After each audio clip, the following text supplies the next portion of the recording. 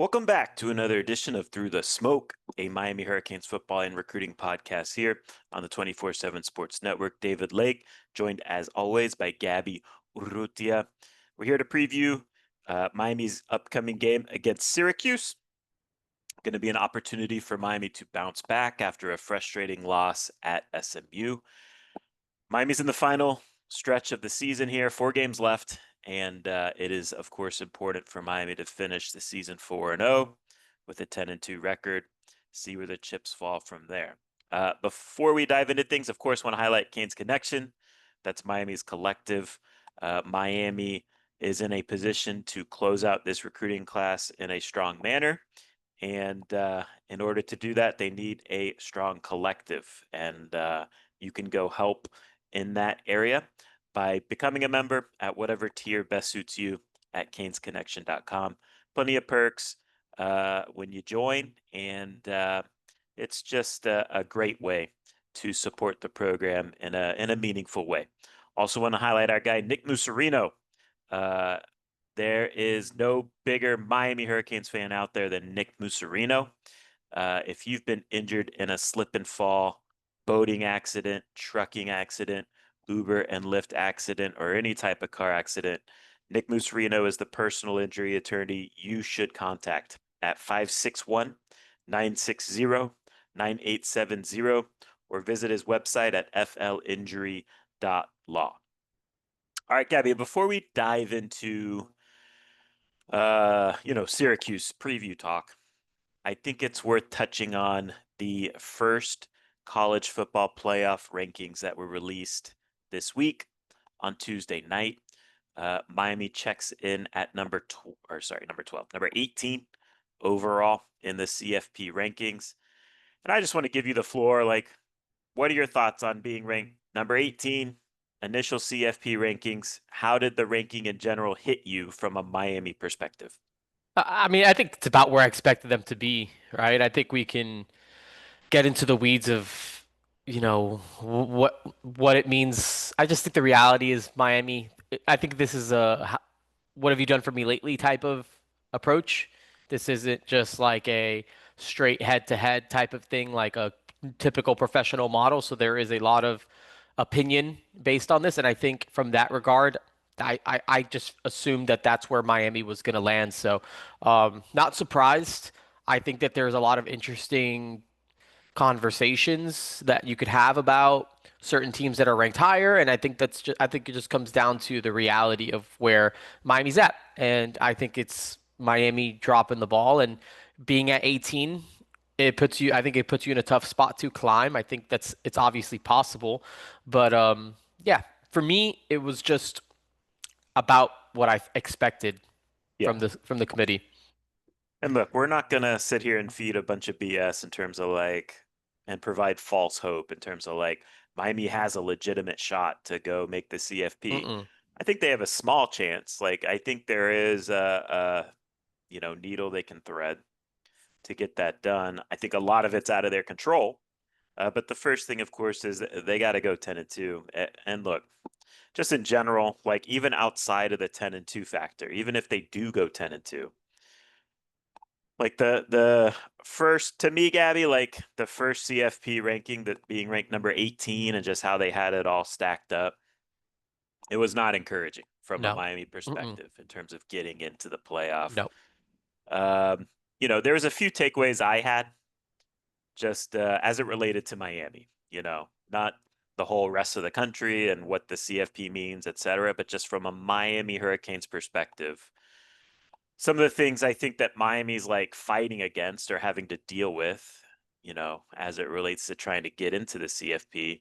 And I'm not even saying this is unfair, because I don't think it is unfair, but it's just the reality of, number one, the college football playoff committee does not respect the ACC this year. Mm-mm. The highest ranked ACC team's number 14, Virginia. And so baked into that is the belief that the conference just isn't very good, and that conference wins in general just don't really garner much respect, and conference losses penalize you in a significant way, especially multiple ACC losses penalize you. There's three ACC teams ahead of Miami: 14 Virginia, 15 Louisville, 17 Georgia Tech. This isn't good. Number two, uh, the best point that Miami brings to the table in terms of like pounding the table on their resume, somewhat, I'm not going to say it's irrelevant because I don't think it's irrelevant, but they're not putting much weight into Miami's week one win over Notre Dame. They're telling us that we value how you look as a season progresses, how you look as you navigate a season. Week one's just a starting point, and yes, that matters. Those results matter. I think it should certainly be included into the conversation. But this is a tournament at the end of the season. They want to include teams that are playing their best football at the end of the season. Miami right now, as this ranking is released, is regressing. Notre Dame, of course, is improving and looking like a true contender, even though they both have 6-2 records, and Miami has the head-to-head. This is also not good for Miami. Number three, the Big 12 has much more respect than the ACC. So it's obvious, right? The SEC, Big 10, Power 2, like those are your two top conferences. They're going to have the most bids in the 12-team CFP. And then the third conference really is a battle. I mean, it matters in terms of like who gets more bids between the Big 12 and the ACC. And this year, right now, after the first rankings release, the Big 12 is garnering much more respect from the committee than the ACC. You have three teams from the Big 12 ranked ahead of where where the ACC's top ranked team is. BYU and Texas Tech are top 10 teams. Utah's number 12, uh, which is, of course, again, ahead of uh, Virginia at number 14. This is not good. So, look, I'm not trafficking in hope. I'm just saying, like, if I'm a Miami fan, what am I looking for? How do I make sense of like, how can Miami like legitimately get into the CFP, um, with how things are looking right now? To me, like this is how I see it. Of course, number one starts with 10-2. You got to go 10-2. You got to run the table here. If you drop a game, it's over. You're done. It's already the chances right now are already slim, but you do have to go 10-2. The first thing I would say, Gabby, nobody can tell me, like when I ask people, tell me how a 10-2 Miami that doesn't make it to Charlotte gets into the CFP. Nobody can give me a logical way that that really happens. But I feel like I've kind of come up with a scenario. I think it's an unlikely scenario, but I think it's a scenario in which this could happen. And it has to do with the ACC starting to garner respect, starting to elevate itself with positive results over these next 4 or 5 weeks. How does this happen? Virginia, I think you need to win out and go 11-1 into the ACC championship game. Louisville, who beat you, and so in theory, you want them to look good on paper, right? Like you Right. you want that loss to be a quote unquote quality loss, even though they say quality losses don't matter, they do matter. And so, anyways, you need Louisville, in my opinion, to win out and go 11-1. So those are your two conference championship opponents in the ACC: 11-1 Virginia, 11-1 Louisville. In theory, maybe those two teams are top 10 by that time. In theory, right? So it's looking strong on paper. SMU, who beat you, again, quality loss theory. You need them to go 2-1 because they do play Louisville, and you need them to have a solid 8-4 team, 8-4 look. Point number two, kind of tied within this from an ACC perspective. I think you need, so there is kind of a debate out there, Gabby. I'm curious where you stand on it. Pittsburgh against Notre Dame is going to happen this season. Yeah. Do you think it benefits Miami more for Pittsburgh to win that game or Notre Dame to win that game? Pittsburgh. I would agree with you. I think Pittsburgh needs to knock off Notre Yeah. Dame Because and that would push Notre Dame out of the get them picture. out of the way. I think you Yeah. need to get Notre Dame out of the way. Yes. You're not going to lose any I mean, you're not going to win any 10 No, and 2 debate, no. You're not going to win a beauty pageant against Notre Dame. right? So knock Notre Dame out of the way. And look, if Pittsburgh beats Notre Dame and Georgia Tech, Yep. it strengthens Pittsburgh, Yep. strengthens your strength of schedule. Um, and look, I think in theory, you would have a top 15-ish matchup at the end of the year, which, depending on the other results and how they all play out, could be like a playoff elimination type of game. Um, so I think that needs to happen as well. Again, these are a lot of this is what it takes to me. Yep. I'm trying to come up with a not likely, a plausible scenario. Hmm. And then, of course, you need the SEC to cannibalize itself. You Yep. have 7 SEC teams ranked ahead of you in Miami right now. So Do you you know need, how many of them play each other? I don't have the time to go like Yeah, study, yeah, yeah. but like I do think like you need a bunch. I think it's fair to say like the more 9-3 SEC teams you have, the better it is for Yep. Miami. And So still, that puts you in a tough, which we saw last year, right? the scenario you're trying to avoid with the as it relates to the SEC is 5 SEC teams. You do Hmm. not want 5. You can 4 is fine. Four is the baseline of what the 4 is SEC will fine. get in. If they have 5, you're in trouble. Hmm. Again, right now they have 7 ranked ahead of you. Now, will some of that take care of itself? Probably. Right. Um, I but think I think uh I think what's interesting about the Pitt situation and why, like, for me it's no brainer Pitt like winning that game is because I think, and we kind of saw this last year, right? Like, I do think there are opportunity. I do think there is an opportunity for Miami to kind of save face towards the back half of the season. yeah, Like, if you handle business against they Syracuse, need a and quality win. they need time, right? And they need to kind of distance themselves from these two losses.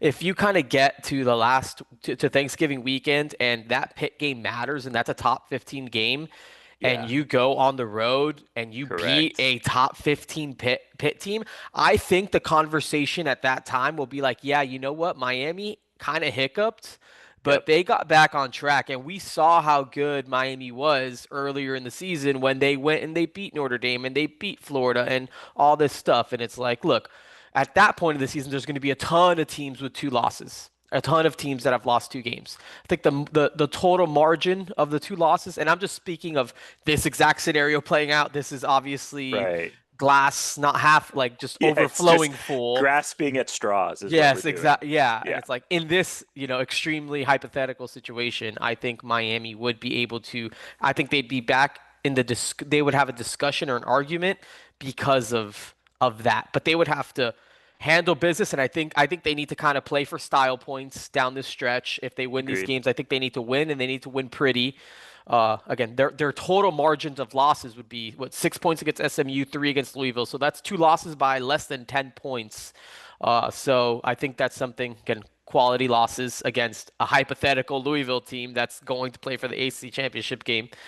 Yeah. Um, Do you agree with that though? I think you need Louisville oh, to absolutely. I think look you good. need, And yeah, look, you need Louisville's going to Louisville be and SMU to be good. To your point, like I Louis, think you even need that game to be close to Louisville SMU game.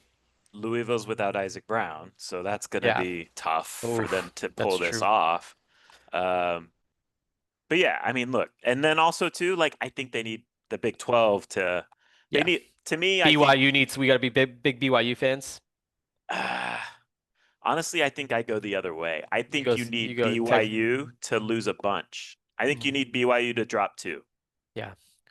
and then BYU hasn't lost yet, though, right? they have not. So So I what you don't think it would be easier if BYU just beat Texas Tech I guess and what then I'm just got them out of projecting, that picture? yeah, I just don't know if that's realistic, Yeah, I honestly. don't know I think Texas Tech's gonna I think they're the best team in that conference, but for sure. But you need them play to the game. lose. Miami's Yeah. the best team in the ACC, and they've lost twice. Right. So you need, I think, Texas Tech. I think just the team that's already. I'd rather just if a team's going to be good, if a team's undefeated, I'd rather them just roll at this point. If there's a team with a loss already, getting that team to 2 losses is, I think, Yeah. more that just plays into. I think you need. I think you just need more teams the other way, and the teams that are already winning to kind of keep on winning. So Agreed. You need that's where that I'm at. gulf. Yeah. Yeah, there needs to be kind of a gap. I think where there's just discussion and debate, and you hope to come out on the right side of that. But You Look, need these, Utah to lose too. Like right yeah, now, they're telling you a two-loss Utah team they it's getting like in. more than Yeah, you.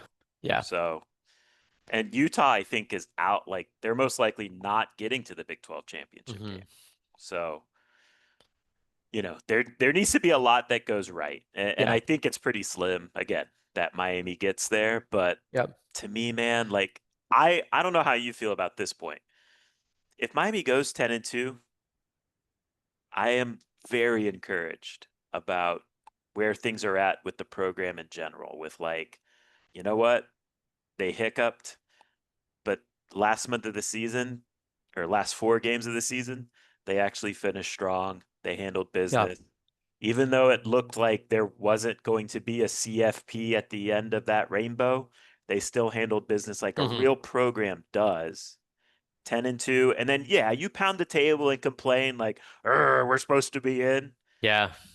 And, whether or not you're in or not, that's You play fine. the politics. You play the Yeah. politics of it, But and you like, try and all you're that. 10-2. And honestly, like, I feel like you're still, everything's all good, hmm big picture wise, on the trajectory of the program. Yeah, I would still be pretty honest. I mean, I would still be disappointed because Of I feel like course. it's Of wasted course. opportunity. But I think where that would be good and helpful is, I think closing strong on the recruiting front, which of course is an Yep. indicator of future success. And I think going into transfer portal season, if you're not in the CFP, but you kind of close strong and you're kind of right there again, I We're think, on the I doorstep. think Come you're, join us. yeah, I think you're still kind of an apple in the eye of a lot of these, top Right. transfers that are going to be looking around. And, if you're not going to be in the CFP, one of the benefits of that is you can just go all in on the process of restructuring the roster and flipping it over and doing Right. what you got to kind of do to get right for the next season. And I think that Miami being on the cusp, if they don't get in, will allow them to just fully focus on that part of it and get rolling to again put together a nice roster. So I agree. It wouldn't be. I think that's just what needs to happen. Like I think that that's got to be. Uh, for me, 10 wins has to be like floor of what this goes to. Like I think you need to handle business, and I understand NC State's a good team.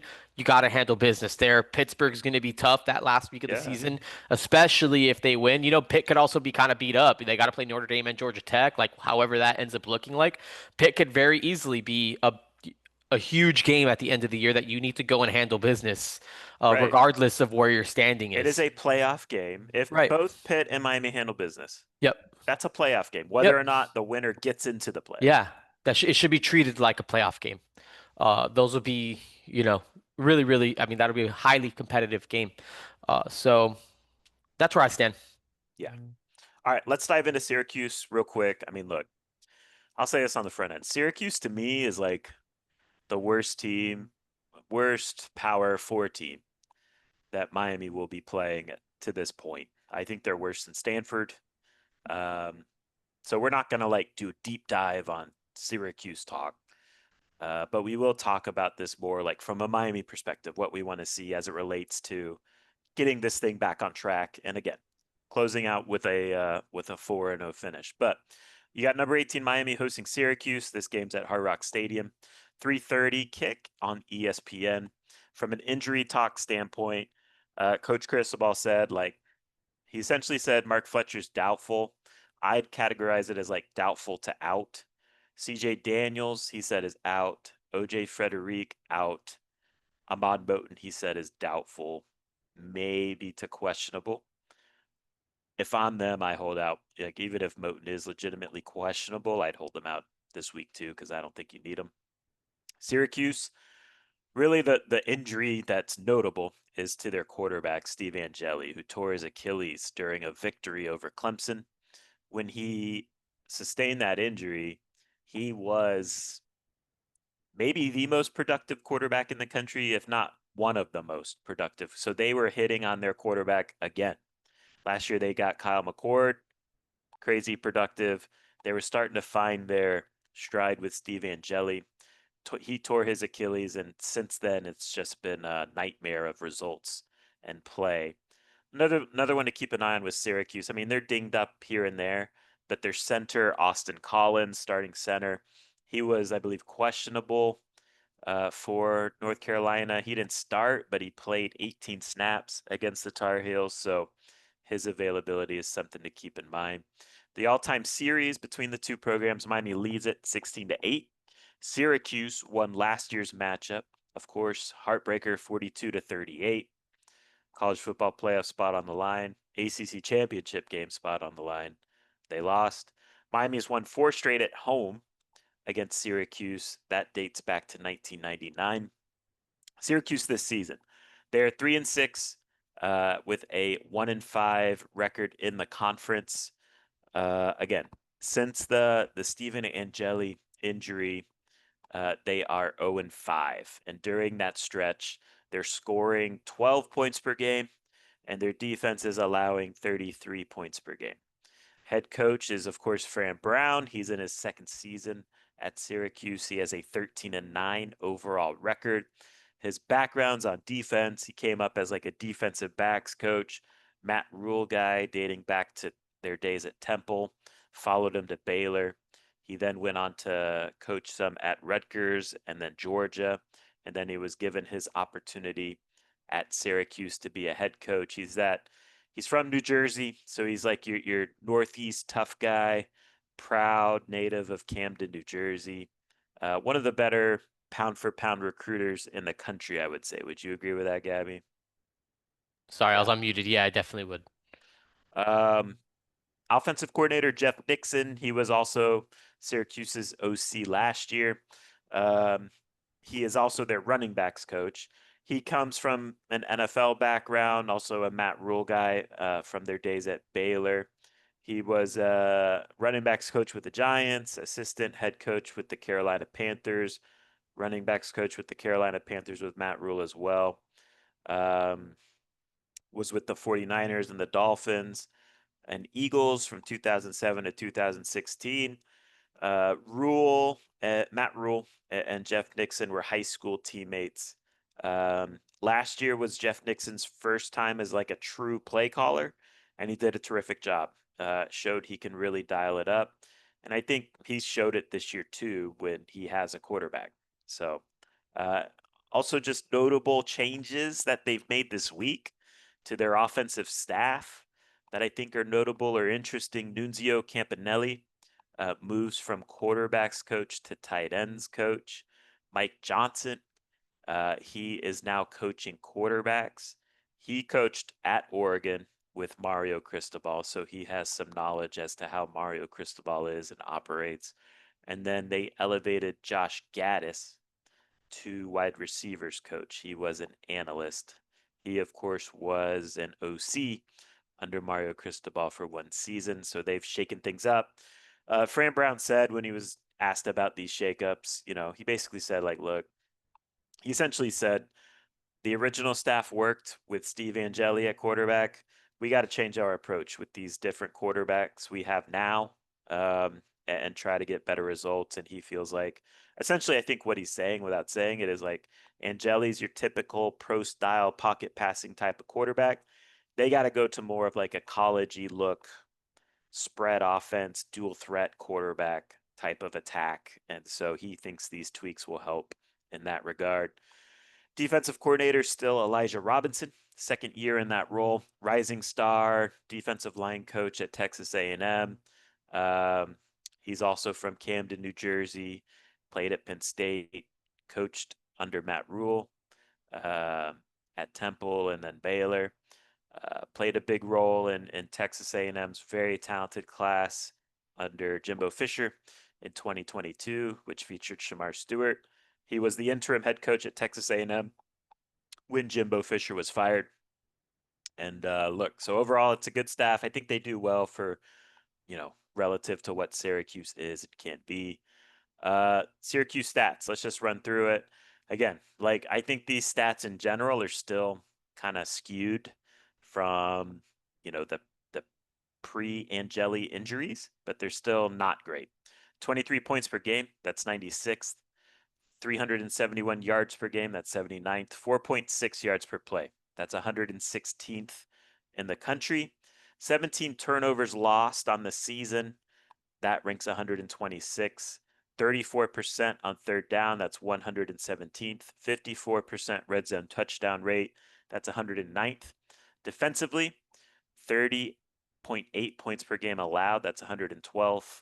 435 yards per game, that's 123rd. 6.2 yards per play allowed, that is 112th. 10 turnovers gained, that's 71st. 40% allowed on third down, that's 82nd. 58% red zone touchdown rate, that's 62nd. Special teams, they have a kick returner in Tyleek Hill. He is averaging 21 yards per return. The team is averaging 5.7 yards per punt return. Jack Stonehouse is kind of getting it done as a punter, 47 yards per punt. Trip Woody is 9 of 10 on his field goal attempts. So, Gabby, let's dive into the personnel. I think, the places start with his quarterback. And I Mhm. think purposefully, right, Fran Brown is making this murky.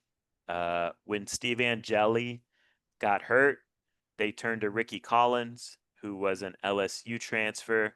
Ricky Collins went in there and was not efficient this season. He's completed 54% of his passes, and he was turnover prone. He has thrown 8 picks.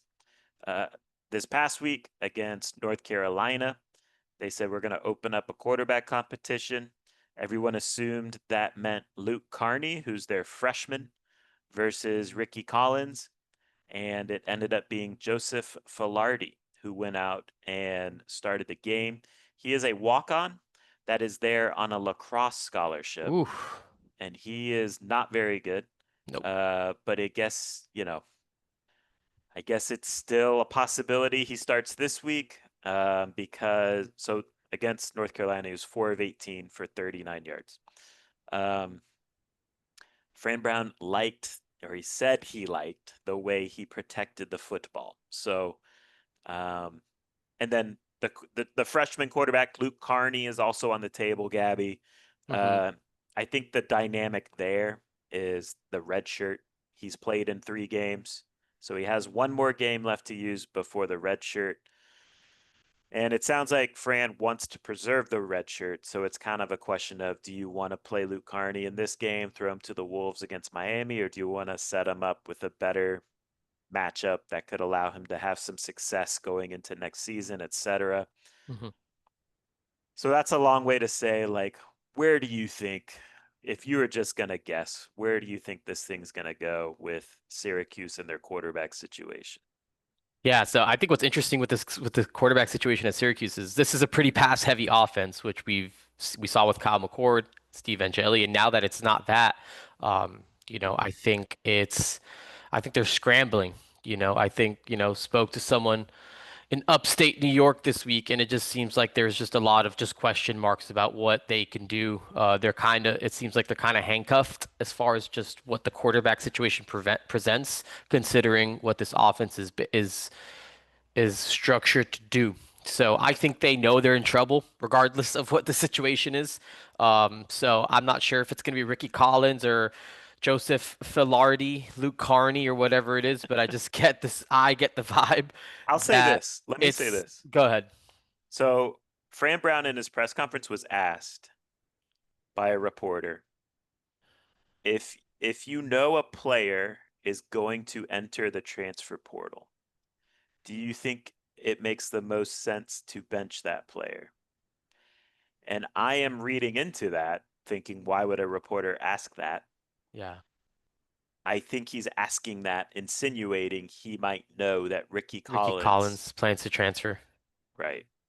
Yeah, So, but I mean, and Fran Brown was kind of like, well, yeah, if a guy's transferring, I'm not going to play him. Like, why would I? I want to play a guy that's going to help me next year. yeah, And then he kind of caught himself and was like, well, but yeah, I mean, if the guy can help us win the game now, then that's what we'll do. So, yeah. I mean, look, Ricky Collins is the best option they got, but I don't know if you can go back to him after you play Joe Filardi. It's Like, tough. you know what I It's mean? It's a not a mess. great. Yeah, no, it's not a good situation. And what's wild is that this is who they originally went and selected as their quarterback because Steve Yeah. Angeli transferred from Notre Dame after it became pretty evident that they were going CJ Carr or Kenny Minchie. Um, I can't believe that was just a discussion, but never. I mean, that's a different situation. Um, How good is Minchie? I don't know. CJ Carr is good. That's why I'm That's what surprised, I but mean. whatever. Yeah, it's like you're right. How good is Minchie? That's fair. We'll find out next fall when he plays for someone else.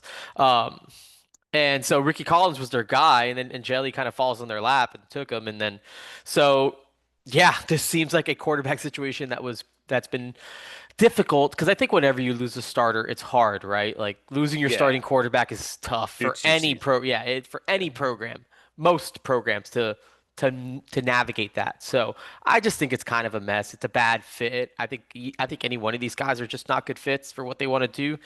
Um, you know, I think it's just a tough situation all around. So if it's Joseph Velarde, then let's go. Let's try to win. Let's try to win a game by lots and lots of points and yeah. maybe step on someone's throat one time.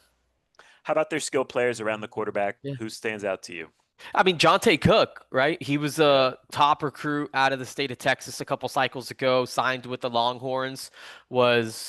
I think as a freshman, he kind of made plays for Texas, and then, things kind of went sideways for. I think maybe he had an off field issue, and then, uh, I think he hit the transfer portal early and was Florida, Washington, then something else happened there where he ended up at Syracuse.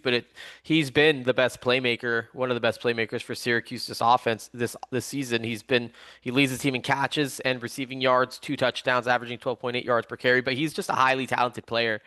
So he's good. Daryl Gill's another big receiver. I think he was on the team last year, wasn't he? Yeah, he was. Yeah, he leads the team with 5 touchdowns. He's averaging 17 yards per catch. They got a freshman, Darius Booby Johnson out of Miami Northwestern, who's kind of starting to get some burn for them. He had a 25-yard catch in their loss against North Carolina, so it'll be interesting to see if he kind of it becomes more of a factor in that offense. But former FIU commit paws up, and he flipped to the Syracuse Orange late in the process. So he's an interesting one just from a local perspective to kind of keep an eye on. I would also bring Justice Ross Simmons to Yep. the table. He's kind of your red zone Yep. touchdown guy, big Yep. body. And He then, made plays against, I think he kind of broke out a little bit against Miami last year, mhm. where he kind of started to make plays. He was, I think, originally at Colorado State, if I remember right. Yep, yep. And then their tight end, Velarde. He's a guy that, started his career at Dan Villari. He started his career at Michigan and, is a solid tight end. He's got 365 on the season, 365 receiving yards. So he is a threat and he does help them in the blocking scheme too. How about their running back, Yassine Willis? He's kind of just like a big body, Yep. lean forward, 6'1", 235 Yep. type of guy. I don't Yeah, know if he's big body. super explosive, No, but he's no LaQuint Allen. right. They lost. The versatility that he brings to the table is not really there anymore. So, I think pretty limited, from a skill position standpoint. But he is a big body. You got to tackle him with 6'1", 235 or so. Right. So he's a huge body you got to account for. And then offensive line to me, like just the way they're performing, especially lately with this new quarterback stuff that's going on, like it's kind of a below average group. I don't know if there's Yeah, anything there. I don't really have anything to add there. Defense. So one thing to watch, their leading tackler, Antoine, I don't know how to say it because Deslars, it's French. freshman. Yeah. So he leads them in tackling. Hmm. Um, 50 tackles, 2.5 sacks, or sorry, 2.5 tackles for loss, 1 sack. He sustained an injury against North Carolina and, was limping pretty bad off the field. And so his status is something to monitor. But if he's a go, he's kind of your typical run stopping, uh, physical middle linebacker. Who else on their defense catches your eye at all? Yeah. I think their DBs are decent, Yeah. honestly. But Yeah, Demetrius Samuel Jr. He is a reclassified true freshman who's playing a lot of, I think, solid football for them at corner. He's from the Sunshine State. I think he's from Palm Bay. if I remember correctly, which he's a super talented kid. I think he's one of the better performing true freshmen in the country. So I think he's a solid player for them. Deuce Chestnut is another guy on the back end who's a veteran. He was I think a freshman All-American at Syracuse a few years ago. Kind of try to make the jump up to the SEC and transfer to LSU. That didn't really go super well. So he ended up back at Syracuse and has kind of just been a veteran on the back end for them. So those two guys kind of stand out to me. Yeah. I think Brahim Long's also pretty good there on the back end. Pass rush, kind of limited. One name that I don't know, recruiting guys like me and you might find interesting. He honestly predates you because he's been so around so long. David Reese, Yeah, class of 2018, which I uh, was Dan Mullen, I guess, and he originally signed with Florida, transferred to Cal, and he's now at Syracuse for what would that be, year 7? So uh, he is one of their better pass rushers. He's kind of your undersized pass rusher. He has, I believe, 2.5 sacks. He might lead them in pressures with like 19 pressures on the year. Um, outside of that, I don't think their defense is as good as it yeah. was last year either. I have another interesting name to bring to the table. How about Jamie Tremble? Does that name sound familiar to you, David? It doesn't. So he camped at Miami a couple summers ago. His older Right. brother's Tommy Tremble, who is the tight end for the Carolina Panthers. I believe he played at Notre Dame. So he was originally recruited as a tight end. Like I think Miami offered him as like a tight end. I guess he's transitioned to defense, which I didn't realize until just now. He has 9 pressures on the year, and I believe, leads the team with 3 sacks.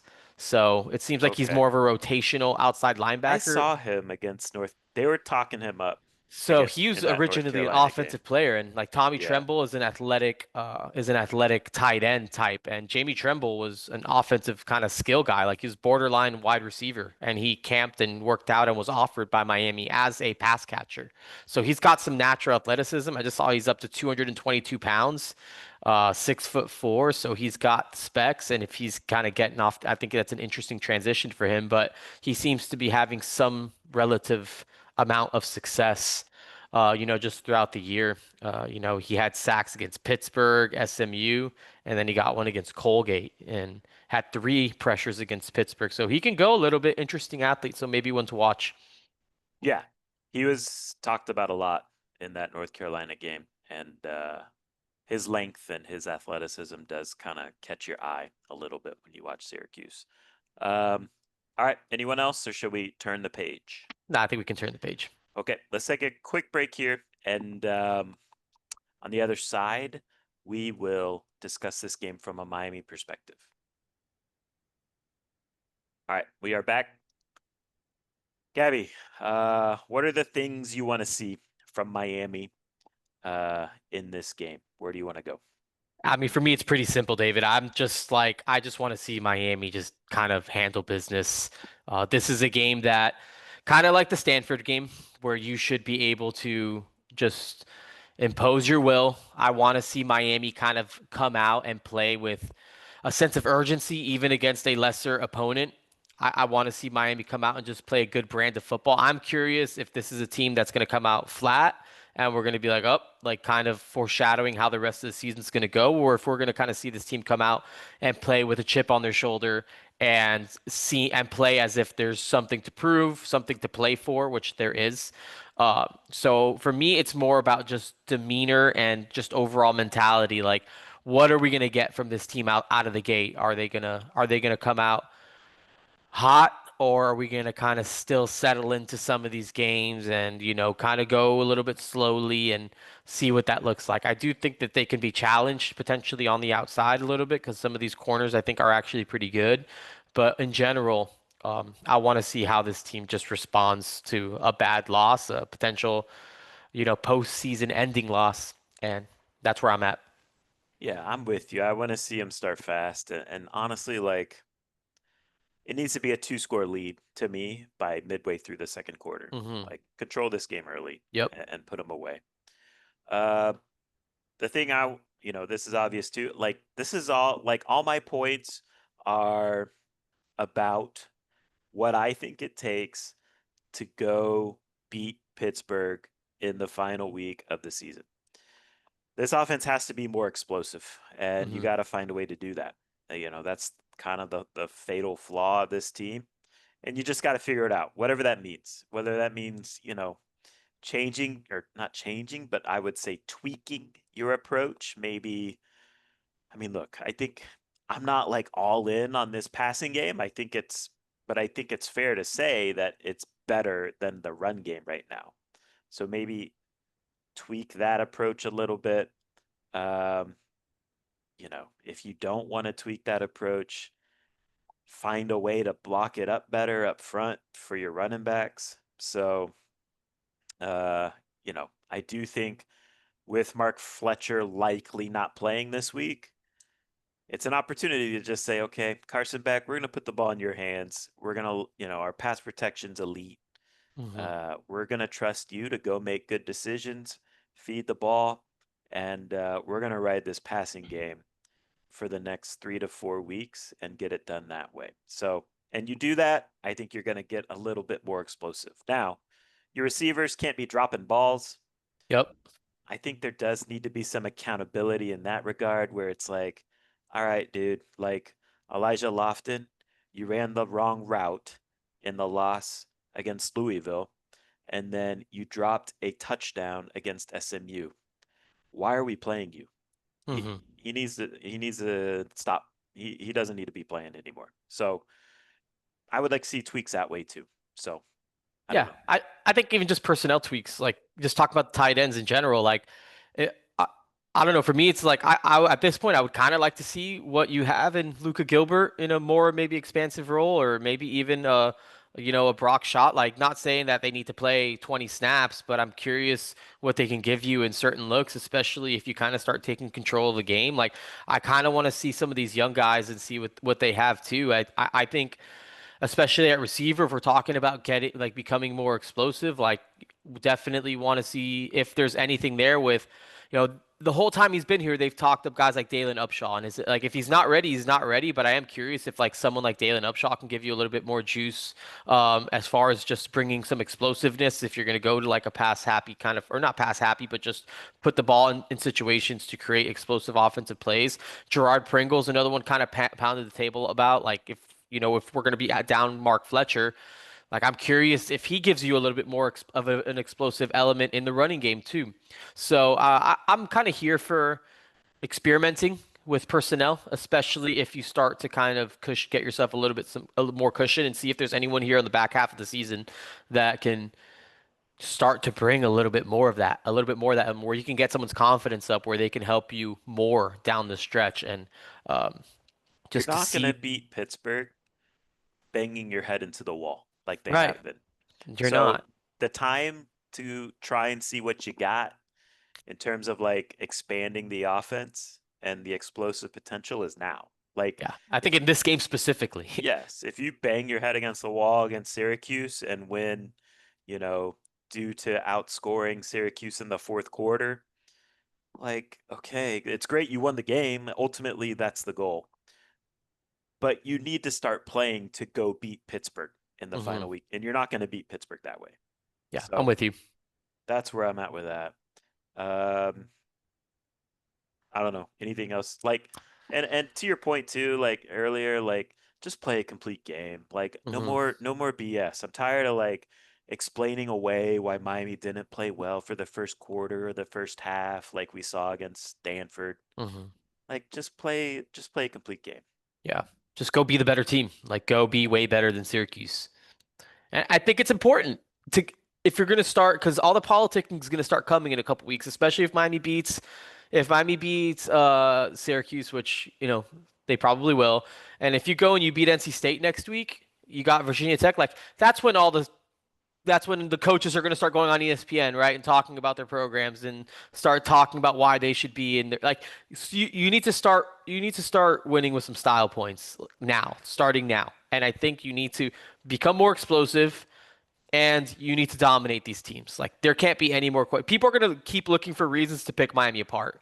And if you start letting teams hang around for a half, like there's not going to be there's already a lack of respect towards the conference, as you alluded to, David. If you're playing close halves with a 3-4 Syracuse or three and what's their record? Six, I 3 and think. 6 Syracuse team who has one win in the conference. Like, come on, man. Like, let's be serious and let's be a serious team and a serious program and go beat these guys like early and the entire way through. All right, matchup we like the most. Yeah, I mean, I think just the The whole Syracuse game. pass. Yeah, I mean, Just get off the bus. The Syracuse passing offense. I think against Miami's defense is a significant Yeah. I issue. I think the mean, whole defense against yeah, Syracuse's offense is just it's gonna be tough sledding for their offense. I mean, that North Carolina team they've gotten better, but that's yeah. been But that a game was tough a situation. struggle. Like Syracuse, I think, was winning, Yeah, but they threw for 39 yards. right? So, not expecting Syracuse to throw for under 50 yards. I don't think that that's a fair expectation in any football game. But I think Miami should pin its ears back. And to me, again, if you want to be serious with the way that this team's performing offensively, like I think you need to hold this team to under 13 points. Like this team should score no more than 10 points on you, I think, from my perspective. Matchup to keep an eye on. I'm gonna say Mario Cristobal against himself. He needs to like understand how to navigate a season Yeah. and get the most out of your team as it relates to what you see during a season. Hmm. And yes, maybe the original idea of what a team is hasn't come totally to fruition the way you would have liked, but you got to adjust and lean into what you do well. And so that's where I'll go with that. Yeah, I mean, I think that's the only thing that really matters. This is a Miami versus Miami type of game. So, but look, just as far as just on the team, I do think I'm curious how well Demetrius Samuel is going to perform against Miami because I think he's a good player. He's a good young player. So if we're going to challenge these receivers, like I think that there's talented guys in the back end, and so I'm curious if if that's going to be a challenge for Carson Beck. And he's been turnover prone. He's put the ball in situations where, you know, gives defenders the opportunity to make plays. So I am curious how clean he's able to kind of keep the balls and if Miami's receivers are going to be able to take advantage of a respectable secondary, I think. How about a player that needs to step up? Where are you going? Oof, how about the entire offensive line to not perform pre-snap penalties? Can we keep it to like a two two pre-snap penalties on the offensive line to I think the offensive line is my step up position to Okay. stop shooting Let's themselves in the foot. let's hyper focus on the center. Oof. How about we Yeah, James Brockermeyer. I will say Jojo Trader, just Mm, from a standpoint of like explosiveness, needs to yep. improve. He's a player that brings that potential. Yep. How about a potential player of the game? Where are you going? Yeah, JoJo Trader is a good one. I think that that's one. I'm gonna go Jordan Lyle. Let's get Jordan Okay, Lyle humming. I think that'd be good. in a bigger workload, he's gonna have an opportunity to perform. And Do you I think expect him to start? Like, if you were to guess, just knowing how they operate. I would assume so. Okay, You think Shamar Brown would start? I'm not saying that. I genuinely, I would assume Lyle gets more carries. I guess is the way I would I answer actually am that. curious how the split's going to be because Mark Fletcher has been like kind of like workhorsey, and I'm curious if they kind of lean into that where like Shamar is just like kind of cemented in that role, but with Mark out, Jordan Lyle just picks up like the heavier workload that Mark Fletcher's maybe Yeah, not to that extent, or if they go more balanced and they kind of just split the carries evenly, or yeah. So I actually am kind of curious about the I rotation hope of it's the running Lyle. back. Yeah, I think And we need it to be like, Lyle. And I don't I hope it's know. Lyle and he has a like if it's Lyle, like I hope he has like 120 and I hope he has like a big Yeah, game because I think getting him rolling for the second half is going to be important too. I'm speaking mainly from the same. Like, I don't know. I haven't looked into this, but like, I don't know if Lyle has had more carries in a game this season yet than Shamar Brown. No, I don't think so. But So that's what I'm saying. I'm wondering if they just like roles hopefully wise, that's why. they flip Yeah. it. Maybe we'll see. I'm curious. I don't know, but yeah, I think that's something I'm interested in seeing that development. I'm gonna go Carson Beck.